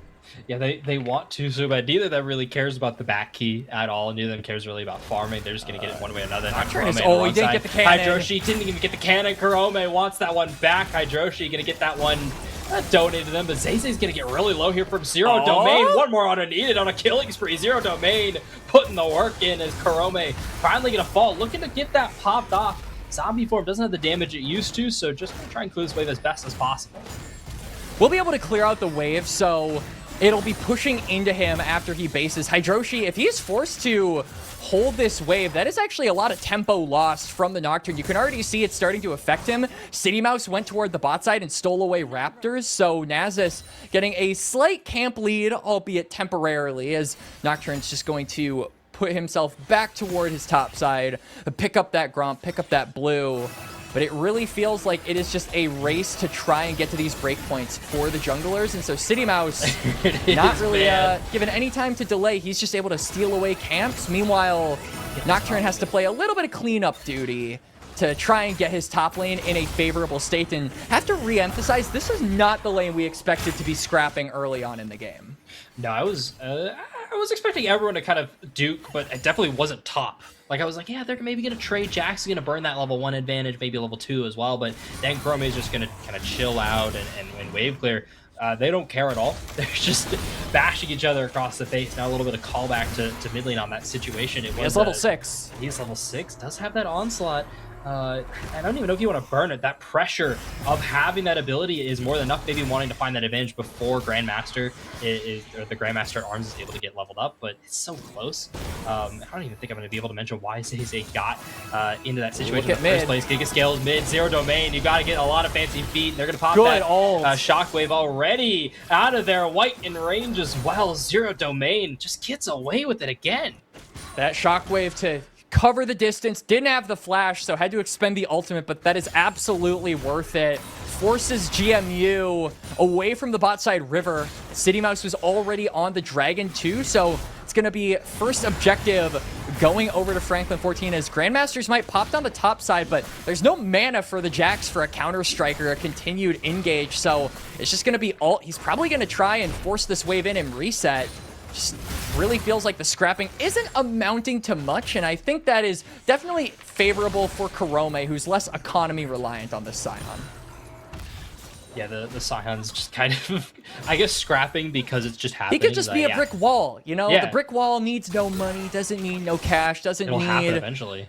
doesn't need material items. My man can just be a brick wall. Meanwhile, Jax, he's the Grandmaster at arms, you know, and those arms require swords and bows and guns and anything that he can get his hands on. So a little bit of a trade coming into the bot side. The Young Jay and White really putting as much pressure as they possibly can. With the power that this Yunara has in the early game here, and Zero Domain is looking like that brick wall as well. It's so hard to kind of deal with a mid laner when they're just this oppressive. They've taken just a little bit of advantage that they got with Zeze not being able to reset. He has ult up soon too. Oh no, it's that Paranoia's popped actually. A lot of bursts coming on. The Fear's gonna be able to get complete. Hydroshi wants it. Fate sealed lands. It's a shutdown picked up here from Hydroshi. Looking to get City Mouse as well. Sands popped. The Fury of the Sands gets the sustain they need as now White's in the area. They call off the play, but the 1 for nothing and a shutdown picked up for Hydroshi. Little bit unlucky there for Zero Domain specifically. Almost had the ultimate available to disengage the fight yet again. It was a couple of seconds off of cooldown, but GMU Patriots find the angle, get the kill, and nothing able to be traded back there by Franklin 14. Maybe in the mid lane, but on the bot side, it could be a different story. Osu now stuck between a rock and a hard place, but able to make it out somehow. One person famously able to do that as well, so happy to be in good company with that. And a good abuse on that flash timer on Zero Domain. They were able to pick that up to, like, I think 10 seconds, 15 seconds beforehand. So once again, really good tracking from the side of GMU. They're able to kind of buy themselves a little bit of an advantage in the jungle specifically, as I feel like that's the role you really want this Nocturne to be, just able to press that ultimate on repeat. You need to be abusing that. So already kind of 1 on the board. I'm expecting probably 2 more, honestly, before this Herald, and maybe a gank's gonna be more than enough flash forward to block that, use that spell shield. It's gonna make Kurome have to flash over the wall as well, so it's a solid trade, but Jungler Flash is a pretty valuable tool, as Zero Domain now making this trade last as long as possible. Pop that Shockwave. Zeze's 1 HP. Zero Domain has that passive stacked up as well. Very scary here for the Yone. Zero Domain not going to be able to rotate toward the topside river. The Nocturne going to get those grubs without really anyone to stop him. So does give a little bit more power into that Jack side lane. We talked about how we don't really like GMU Patriots team fighting just with that lack of front line. And also some of the engage tools are dicey. As speaking of engage is the Paranoia again. 2 on the board. They're just going to burst down Zero Domain. Last second needed. Hydroshi got a kill. Oh, we got a kill in return. They're able to pick that up at the last second, though. 1 for 1 on the play now. City Mouse showing up the area, and the Wither burn. Gigasail has to flash away now, and Hydroshi eyes are turned onto them, and the depth charge dragged into the range. The muck is found. City Mouse getting that one. It's a plus 12 for City Mouse, and this Nasus finally turns up to a fight. Was attempting to the last time GMU were looking for Zero Domain, as now ultimate is popped by Young Jay, looking for Osu. Mark did land on Osu, and that's a precarious position from White on the map. They do sniff this out, so they know exactly what's going on. I just watched City Mouse flash over the wall. They're making sure this works. Osu's dead. How much damage can they deal? Looking for the Root Eclipse. Can't even get off. City Mouse on the wrong side of history, but so is Gigascale. Look at the rest bringing of GMU, Hydroshi in the ranges. So is GMU. Now turning us on to City Mouse. They're going to pick up this kill, and that's a shutdown picked up by the Yone. So shutdown for regular kill. Does deny more gold over to the Mel, but is starting to make sure this Yone can get back into the game, while GMU haven't been doing an amazing job at funneling gold into Yone. They've been trying, and recently somewhat succeeding at setting this Orianna behind, and now let's put it to the test. That's a way to do it, but I'm not quite sure if it's going to work as best as they thought. Zeze moving on in. They've got the side of the range. Never mind. Never doubt the damage from Yone. And all he needs is 1 kill. They put Zero Domain down in the dirt a little bit too much, and finally he falls to a solo kill. Yone has officially come online here, Halfling. The engage and the damage is starting to come through for the GMU Patriots. And Franklin 14, again, the game plan in these early phases is really looking for that controlled game, but I feel like the pathing from Zeze and the just sheer amount of attention given over to mid has really broken the typical game state that we expect at 11 minutes, as now we see Osu alone, nowhere to go with no flash. They just want the cannon as much as possible. Maybe gonna try and turn this as best they can. That's quite a lot of damage, but not enough to finish up the kill. Young Jay getting that one delivered. Young Jay finding his first kill of the game. And for Osu, it is the second death in the span of around 2 minutes. Because of that kill, will also mean Franklin 14 have Prio in bot. Prio in mid as well is being gained because Zero Domain just got that Ludens as well. Grandmasters might popped by the Jax, but this is a very tanky plated steel cap Scion. I do not think you're going to kill him. Gonna get it pretty low, a little precarious, maybe force a reset, but that TP ticking over for Karome, so comfortable with this situation, honestly. They're gonna go alt for nothing, technically, but and the Dragon picked up actually for Franklin 14, so Dragon stacking with what we kind of identified as a scaling team comp. They've been trying to go, you know, in the fist fight against the Yone Nocturne, not been going too well, but they're getting the upper hand on the objectives that I'd say matter more in the scaling game, because yeah, I like grubs. They feel nice, but they're just not going to be that scaling tool that the Dragon stacking is. And we talk about the side lane pressure that they'd be able to put on with the grubs. So far, we haven't seen that from the Jax, who we said would be the biggest beneficiary to those grubs being claimed by GMU. He only has one plate on the top side, and that's just because Karome, he's that brick wall, you know? We've said it a couple of times. He's a brick wall. He's a very angry one, but it's just denying gold from this Jax. Yeah, you're just playing contain at this point. All you need, it's one of the only times contain defense actually works. Is when there's a Scion on the map there. And to contain him, you need 4 walls. Yeah, you need all 4 walls, and maybe maybe like a roof. Jax does have roof works. Hey, third paranoia on the board for Hydroshi. Flash Good burn flash from Youngjay to be able to get away. Good root's gonna land. That's an Alice popping. Never mind. Heal. Youngjay saved the support. Now City Mouse showing on up. They're gonna watch this ultimate tick on down from Youngjay. They're calling off the play, but somehow White lives that. White managing to get out by the skin of his teeth, or maybe like the seaweed on his armor if we're trying to be more descriptively accurate to the Nautilus. No kills though, going over to GMU as Zezai wants to try and change that. Away from the shockwave, they're keeping up the pressure on the Zero Domain. City Mouse leaves. It's over. It's really difficult now for the side of Franklin 14. Getting the Yone ahead was something that we said probably couldn't happen for them if they wanted to scale. These main components of damage in the GMU Patriots comp are starting to come online. And especially after Zero Domain had such a good start, having 2 kills on that bot side, managing to find a solo kill in mid to be 3-0, has since then gotten 1 kill and died 4 times, Halfling. So has not been a great last 5 to 7 minutes for him. Still does have that scaling, still does have that shockwave, but I feel like the Yone getting ahead is something that Franklin 14 really weren't looking forward to dealing with. Yeah, and it's so oppressive. You're dealing with this Jax that, yeah, is dealing with the brick wall and Karome and is not exactly doing a ton of damage to the Scion, but is essentially just kind of free scaling at this moment. Yep. Happy to take that gold, happy to become that split pushing threat that we know and love Jax to be, and now Zay's much more accelerated than expected. Zero Domain not able to get the wave. My god, they're able to set up the play and pick up a trade for Youngjay, but the work is done. All right, now I think this is where Franklin 14, we saw this last game, right, with the cross map, and once they started getting the lane assignments a little bit more jumbled, they put Youngjay in mid. I imagine with Zero Domain having teleport 2 and the quests being all complete across the board, they'll probably have, as hang on, Paranoia comes out. Keeping up this pressure, able to find a ton of CC onto Youngjay, but the response, barrier popped, Youngjay trying to get away, Redemption is burned for damage as Hydroshi gets that one with the help of Gigascale. City Mouse now spotted doing this rip kill. They're able to pick it up for the side of Franklin 14. CP burn, Hydroshi in the wrong side of this, but a good encore locks down the chase. No follow-up.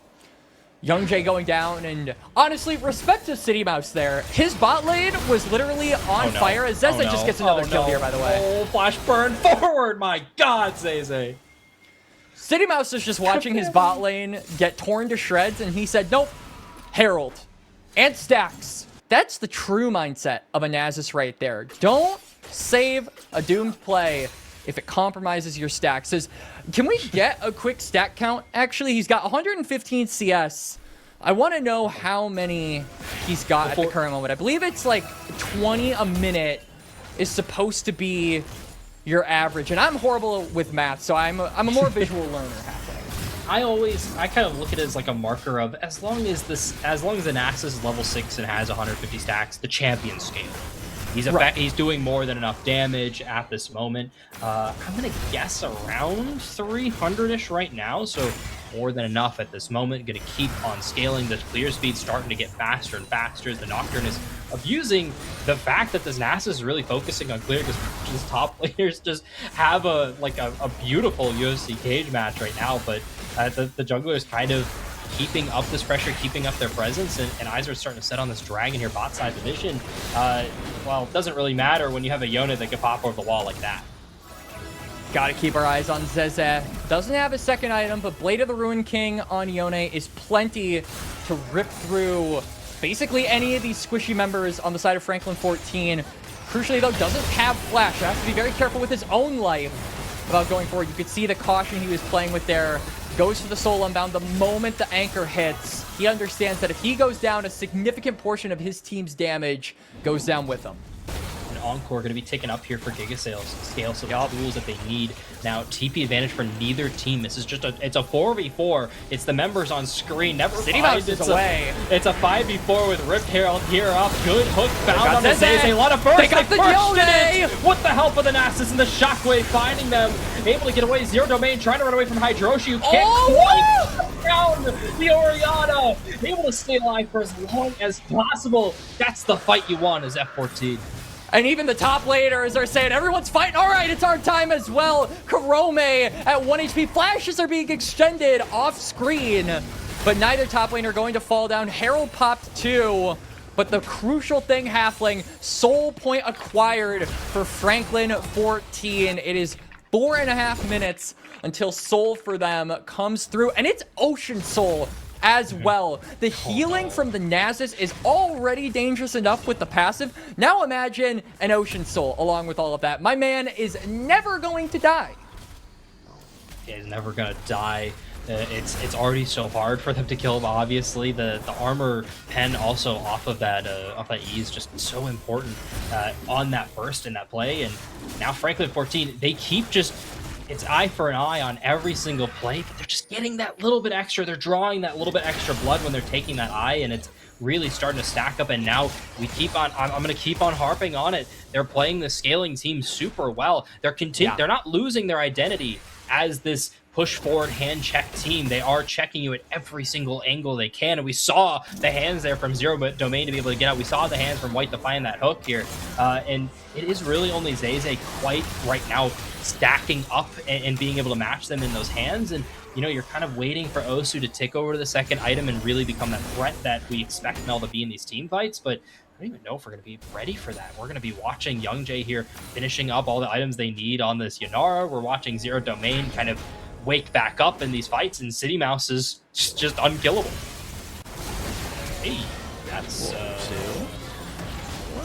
maybe they want it, definitely.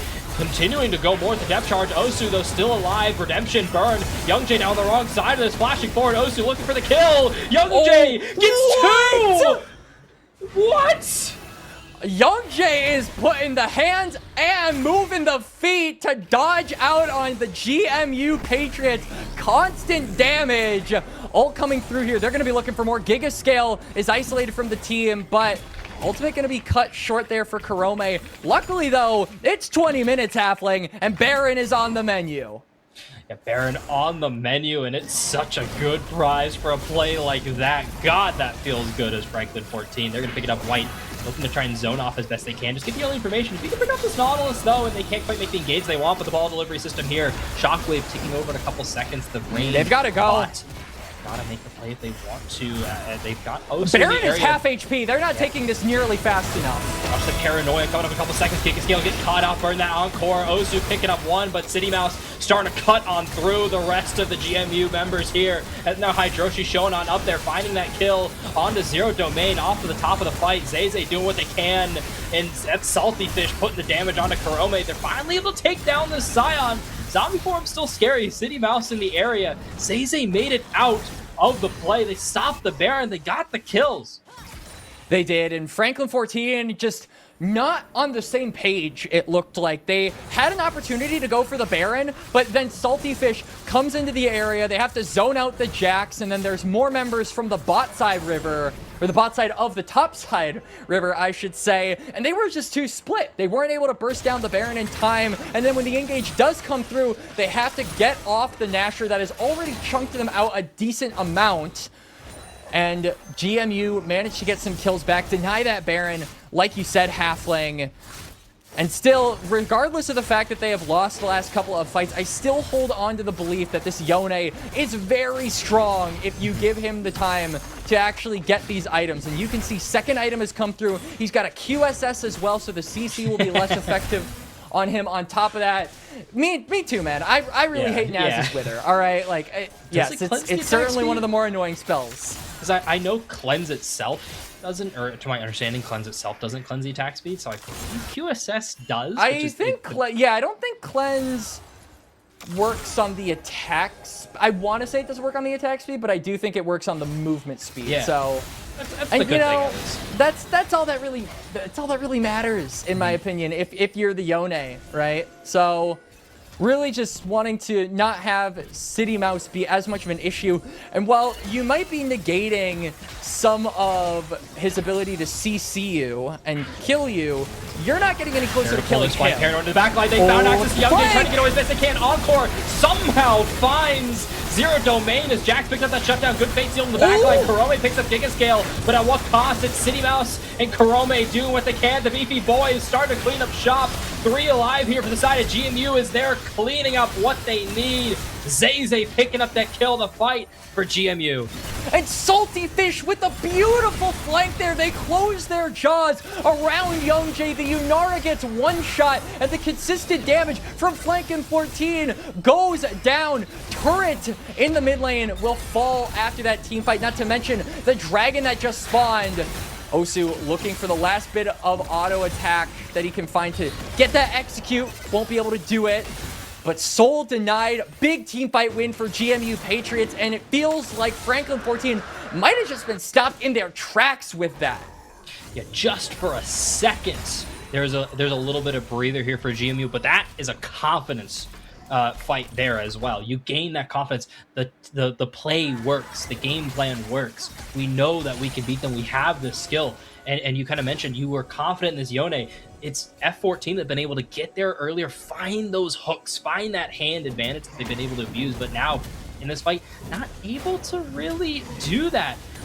So just an unfortunate situation for F14, now starting to kind of feel a little bit on the back foot. You know, 600 gold lead's not the biggest, but it's that kind of it's the tempo. It's kind of like that word, catch-all word that everyone likes to throw in. It's that tempo that's now kind of out of Franklin 14's court. Now it's all on to GMU at this moment. They need to kind of accept that it is your turn to be in that driver's seat, and what are they going to do with this? Well, the Baron is up. If they can get a fight win in the next few minutes, they might be able to threaten that. City Mouse does not have flash either, so the Nasus maybe looking like a juicy target if ever he actually does leave the jungle.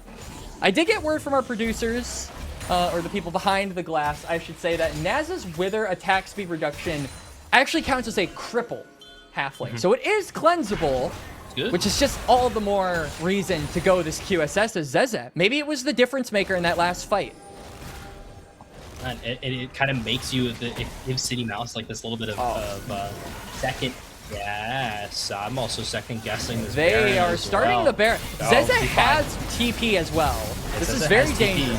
This is zoning coming on through. Onslaught going to get burned. They're pushing on forward. They just want to start a fight. They're trying to get this TP out of Zeze. That's all they want. And a good discipline not to pull that trigger. Tier 2 now picked up here for GMU. And a failed play? I don't know if I call that a failed play. Yoda just got a turret. He's going to continue pushing. Now I feel like Franklin 14 are in a little bit of a bind. If they send more than one member to deal with the Yone, then yeah, GMU are just going to immediately turn on to the Baron. So I feel like Franklin 14 over-forcing that play, they've kind of shot themselves in the foot because they lose priority and vision over this topside river basically immediately, and they're just back to square one, but in a worse position because the map is just a little bit darker now.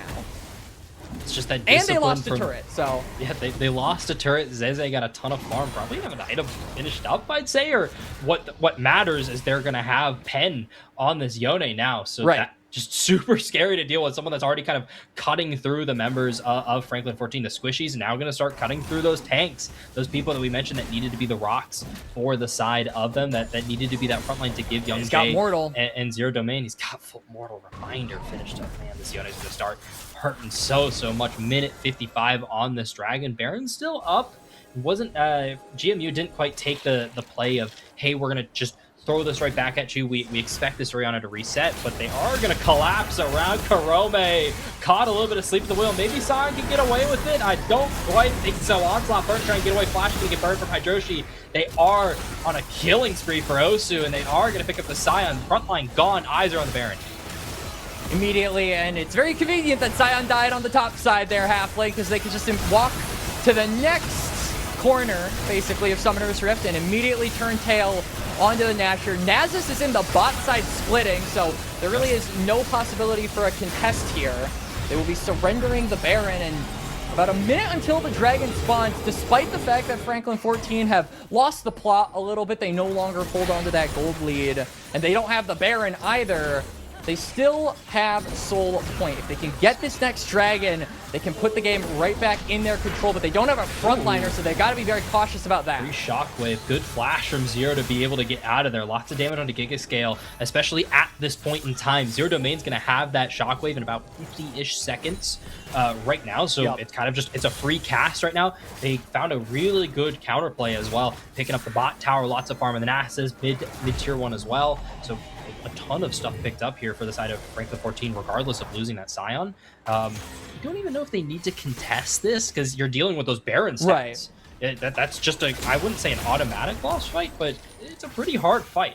It is very difficult. They do have some big item breakpoints, namely Death Cap is here for Zero Domain now, and Yonara has been on 3+ items for a good chunk of time.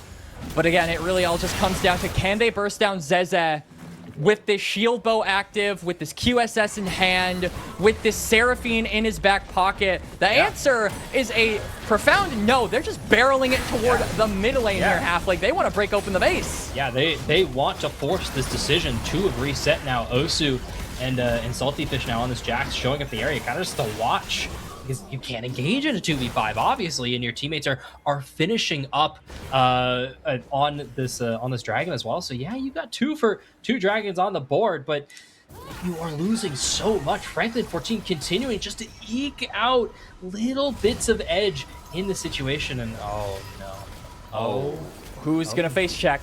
Who's the lucky one that's gonna see Karome? Bait. They want to fight. They're gonna go the onslaught, trying to find Zeze, able to fancy feet their way They're around so split. this. But in the back fight, Hydroshi delivering the encore through. And so to the back line. It's a fate seal to cut down the hopes and dreams of Franklin 14. 3 fall. That's all their damage. That's 3 of their members. The only people alive for Franklin 14 are the tanks and the top side. Teleports coming in from Osu. He will break open the base in the bot lane. Mid lane with the Baron buff still active will be broken down as well. I think GMU are going to take us to game number 3, Halfling. You just have to be disciplined in this moment. Don't make a rash decision. Don't take up the tower too much. They don't really have a wave.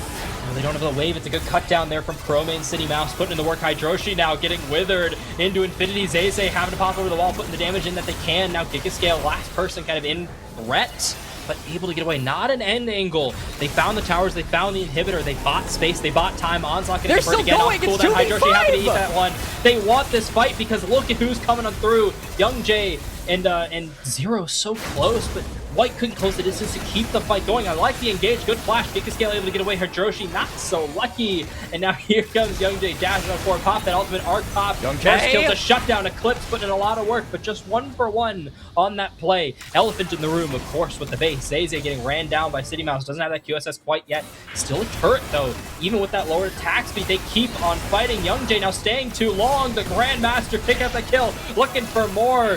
as the shockwave burns it, be able to get away. Ooh, Osu execute. finds that auto, goes dominating to pick up that kill. Fate Seal picking up a little bit of magnetism on the City Mouse. Not enough to find the kill, but enough to, hey man, don't chase me.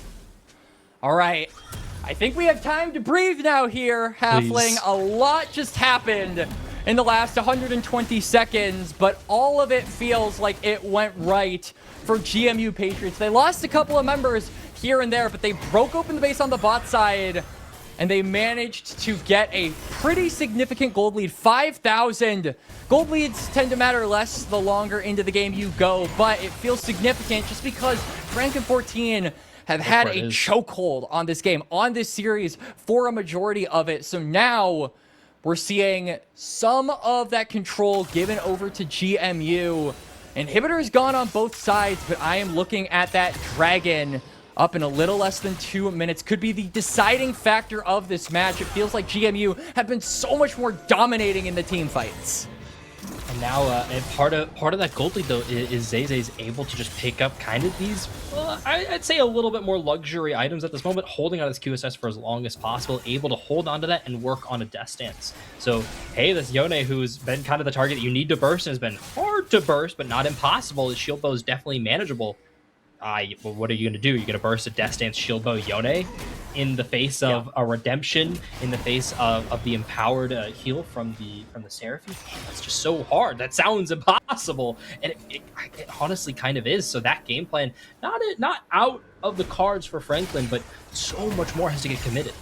You can't beat them in a prolonged team fight is kind of the theme that I think we're getting at here, Halfling, where the Seraphine is too much, the redemption that she has is too much, Yone's healing is all too much. You've got to be looking for the burst, and I feel like if you want a champion with burst, we have to be looking at this Orianna. So a big shockwave could turn this game, and hey, it's not impossible. I think that Zero Domain has done a really good job at finding key targets with his ultimates, but it's just a question of can he find it when it matters most. Dragon up in 30 seconds. Both teams skirting around this bot side river. You can see a little bit more control is being given over to the GMU Patriots toward the top side, adjacent to the mid lane, whereas there's a lot of vision for Franken 14 closer toward the bot lane, but crucially that bot lane doesn't really have a wave pushed into it, so there's not easy access for Franklin, or rather for the GMU Patriots to get in there at the moment. And a big thing too, eyes on the bot lanes from both sides. No flash for either of them. So the big playmaking tool that White's really liked, and Young Jay just needs it, required to win a fight, honestly. So what creativity can he kind of get away with? Dragon's gonna start up, already getting bursted down. Flank teleport. Where is the paranoia? 3K left, not able to find an Osu close. It's gonna pick the final goal! Looking for this dive to the backside. Zero Domain able to flash away. GA already popped now, looking to go, turning on to Young Jay. Wait, this is dead! Them. Yone's So much dead! damage. Shockwave cutting down the two carries here from the side of GMU. It's all onto the Jax. Gigascale out of the range, and they go golden. There's nothing left in the tank for GMU. Franklin 14 lose the Dragon, win the fight. And it is a two-man shockwave for Zero Domain. It's a 4-for-1 in favor of Franklin 14. And it's Zero Domain saying, this is my domain. Welcome to week number 1. As the 4 members alive push down in mid, only the Seraphine remains. There are minions on the top side, but Inhibitor has just respawned, so it's not a giant threat, Halfling. They're not going to get team liquidated. They're just going to go for the end. They're looking for the 2-0. They're going to find the 2-0. Gigascale going to donate that one over. Finishing it off with an ace. Franklin 14 happy to get this 2-0. A little dicey, but hey, man, it's what we like to see. It's a fiesta. It's fun. It's bloody. It's what they need to win. What a game number 2 to end the series, Halfling. Game number 1, I think, convincing for us, with Franklin 14's performance being by the book and very what we expected going into that game. But game number 2, it had twists, it had turns, it had all of the things, and it was a journey. And Franklin 14 are going to be the ones that manage to make it to the summit and take the 2-0. They will hold on to their first seed for now. Against the 3rd seed, I think getting a 2-0 is a pretty good sign of your dominance over the league. There is definitely a little bit more of a caveat, I'd say, with that game two. There is popping over the standings, continuing to kind of talk about exactly what it's going to look like. Is man, when you're able to pull it out like that, it's the hands continuing to be the important part here for Franklin 14. That two-man shockwave, yeah, it's not like the big, the shockwave finds them all, but it just popped that Nocturne and Mel instantly. They were gone. They needed to find at least something a little more. Yeah, no, the little overextended from the side of GMU is unfortunate, but hey, it looked so good, man. It was so fun to see.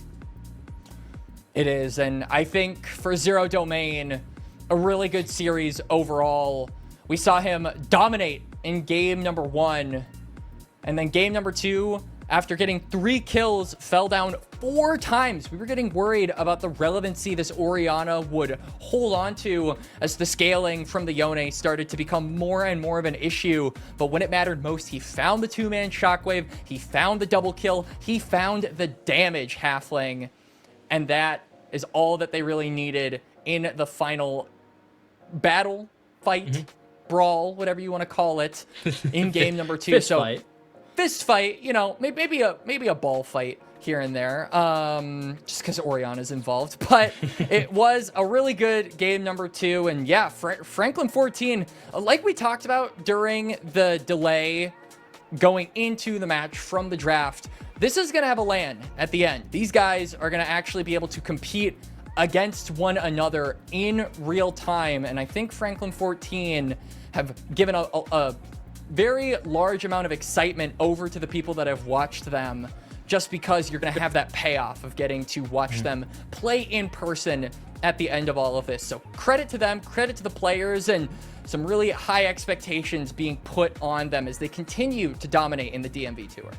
And kind of a little reminder too, it's a Swiss bracket, so you're one of 3 steps towards that LAN as well, a dominant 2-0. So you're gonna see this Franklin 14 team have to compete again with another 1-0 team. I think it was TSR is what I saw. Team Samsara. Team Samsara. There we go. That means something else where I'm from, but that's okay. So with that being the case, congratulations to Franklin 14 on the victory, 2-0 in dominant fashion. They can play both sides of the coin. They can hand check you. They can play the macro game. It looked so good. A well-roundedness is going to be difficulty with GMU. A little bit to work on. Of course, maybe a little bit of macro, maybe a little bit of confidence. Maybe you just have to kind of lose a series to figure out how it's not that bad. It's not too bad. They've still got 2 more chances to really get through. You're only going down to the 1-0 bracket. You've still got a whole lot of games ahead of you. With that being the case, we've got to let you go. It's been a fun Tuesday. I've been Halfling, joined by Quax. Let me get their names up here. It's Kyle and Hawk there in the production booth, making sure everything looks nice and crispy. Congratulations to Frank 14. We'll see you next time.